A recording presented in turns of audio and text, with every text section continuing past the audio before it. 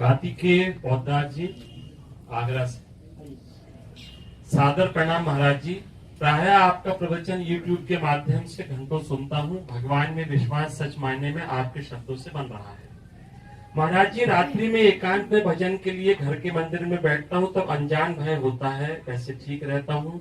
मूल परेशानी भविष्य की चिंता और युग सेवा। अज्ञान के कारण, अज्ञान के कारण कि हमें लगता है कि आगे क्या होगा क्या नहीं होगा।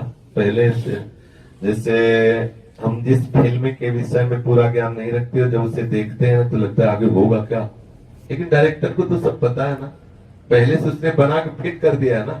ऐसे मेरे जीवन की फिल्म बन चुकी है, डायरेक्टर को पता है अब हमारे रोने धोने से कुछ होना नहीं, आगे जो होना है वो तो पक्का निश्चित हो चुका है। एक काम कर सकते हैं, हम फिल्म को देखना बंद कर देते हैं तो हम बच जाएंगे, उसके हर्ष शोक से बच जाएंगे। ऐसे हम शरीर और संसार के दृश्य को देखना बंद कर दे और प्रभु को देखना शुरू कर दे तो कोई भी विघ्न, कोई भी दुख आपको स्पर्श नहीं कर सकता। और विश्वास मानिए, प्रभु अपने शरणागत को बहुत दुलार करते हैं। उनके किसी भी कर्मों पर दृष्टि न रख के वो अपनी कृपा से उसका कल्याण कर देते हैं। प्रभु कृपा जब करेंगे तो कौन सी ऐसी वस्तु है जो आपको प्राप्त नहीं हो जाएगी? तो भयभीत क्यों होना, आगे के लिए विचार क्यों करना? जैसे आपका छोटा सा बच्चा हो तो वो बच्चा चिंता करे कि बाल भोग कब मिलेगा, राजभोग कब मिलेगा, शयन भोग कब मिलेगा, कि वो आप चिंता करते हैं?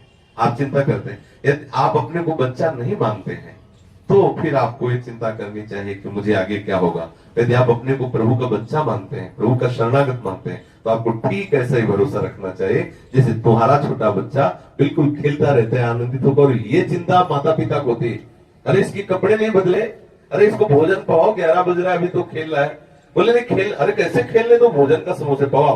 ये माता पिता का विषय है। बच्चा तो आनंद, हम लोग बच्चे हैं जैसे भी है, उनकी माया के खेल में खेल रहे हैं, ये उनका चिंता का विषय। आगे के लिए बिल्कुल चिंतित मत हो, आगे क्या होगा वही होगा जो मेरा प्रीतम करेगा। जो प्रीतम करेगा वो मंगल करेगा, वो अमंगल तो कर नहीं सकता। बड़ा से बड़ा अमंगल रूप भी महामंगल में है, ये वही जान सकता है जिसका चित्त प्रभु में स्पर्श किए हुए। नहीं तो जान नहीं पा रहा, उसको लगता है भगवान ऐसा कैसे कर सकते हैं। समझ रहे ना? आप भजन परायण रहिए और विश्वास कीजिए, प्रभु आप पर बहुत दीजिए हुए हैं। जो आपका मन एकांत में भजन के लिए लगने लगा है और घबराइए मन, ये घबराहट मन में पैदा होती क्योंकि ये पापी मन बहुत जन्मों से हमें प्रभु से विमुख रखा है। आज जब हम भजन में लगते हैं तो घबरा जाता है क्योंकि मरेगा ये मन, जिसने हमें बहुत सताया है ना, अब वो मरेगा। मन ही मारे तनहारी के वृंदावन में गाय, मन मारे तन बस में कीना हुआ भरम सब दूर, बाहर से कछ दिखत नहीं अंदर चमके नूर, आपो त्याग जगत में बैठे नहीं किसी से काम, उनमें तो कछु अंतर नहीं संत कहो जय राम। तो ये मन डरता है, मन डरता है कि यार मर न जाए हम। आप एकांत में भजन में बैठे तो वो डरता है और उसमें इतना प्रेम है हमें मन से कि हर मन की बात मैं अपनी बात समझता हूँ। मन घबरा रहा तो मैं घबरा रहा हूँ, मन हर्षित है तो मैं हर्षित हूँ। अगर हम मन के दृष्टा, आप देख रहे हैं, कह रहे हैं कि मेरा मन घबरा रहा है, तो आप मन तो नहीं है ना, आप मन के देखने वाले बने। तो आप थोड़ा हटकर के बात कीजिए। घबरा रहा तो घबरा तूने पाप किए तो भोग तू, मैं तो सच्चिदानंद स्वरूप प्रभु का सच्चिदानंद अनंत हूँ, मुझे कभी कोई भी माया परास्त नहीं कर सकती। पर ये बात आ गई तो बहुत बड़ी साधना हो गई, बहुत बड़ी चढ़ाई में चढ़ गए आप प्रयासरत रहिए और सत्संग सुनते रहिए तो निश्चित वो विवेक आ जाएगा जिससे हम मन बुद्धि पर विजय प्राप्त कर लें। तो महाराज जी, जो अनजान शक्तियों का भय है वो मन का ही भय है दरअसल। हाँ, कोई भी ऐसा हरि स्मृति सर्वविपद विमोक्षणम, जो भगवान के चरणों का आश्रय लिए, ना किसी देवी देवता की, ना किसी मनुष्य की, किसी की ताकत नहीं कि मार सके, पक्का। तो एक बार हम भ्रमण कर रहे थे तो एक फतेहपुर जिले में कस्बा है, तो वहां के जो भूतपूर्व प्रधान थे उनकी नवीन प्रधान से बड़ी दुश्मनी थी। उधर ही भ्रमण करने के लिए कभी गंगा का किनारा, कभी ऐसे एकांत क्षेत्र में भ्रमण करते थे, तो खबर मिली थी। तो अपने लोग तो मतलब जैसे चिंतनीय स्वभाव ना, हर बात को फिल्टर करके अपने में ले आना।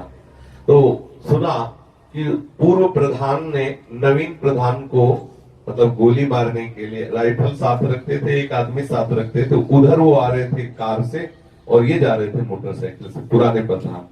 उनके पास भी दुनाल थी।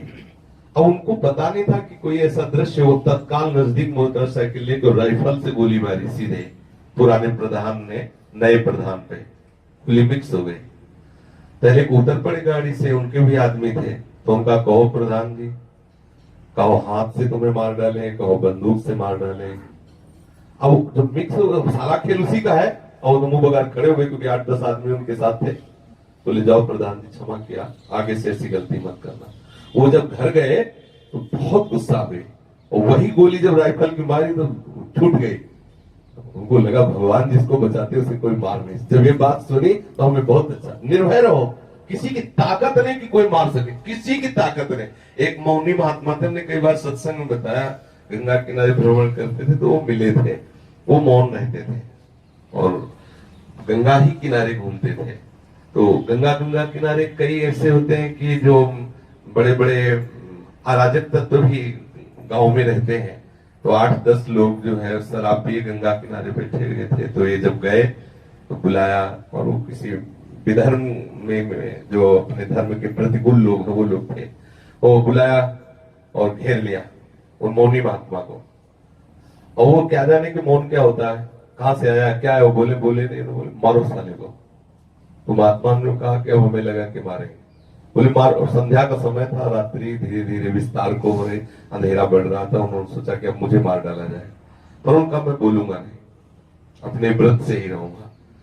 अब उनमें से एक ने कहा कि, और वो आंख मूंद के खड़े हो गए। एक ने कहा कि आप क्यों मारोगे इसको, कुछ बोल तो रहा नहीं। बोले नहीं मारेंगे, कोई तुम्हारे रिश्तेदार लगता है। बोले मार के दिखाओ।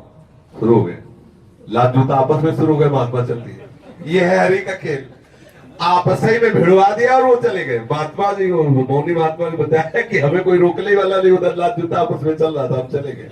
अरे जिसके हरि सहायक है उसको कौन मार सकता है। आपको हरि पर विश्वास कर लेना चाहिए। देखो ये शरीर एक नियत समय के लिए आया है।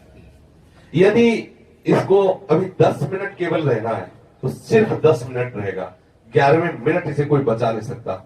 और अगर इसको 50 वर्ष रहना है तो काल की भी ताकत नहीं कि इसका बाल भी गिरा दे। इतनी पक्का विश्वास रखना, हिम्मत रखना, बिल्कुल हरि के विधान के खिलाफ नहीं हो सकता। अगर हरि का विधान है ऐसा होना है तो उसे कोई टाल नहीं सकता, अगर है कि ऐसा नहीं होगा तो उसे कोई कर नहीं सकता। इस बात पे निश्चित हो जाओ। तो क्या भय है?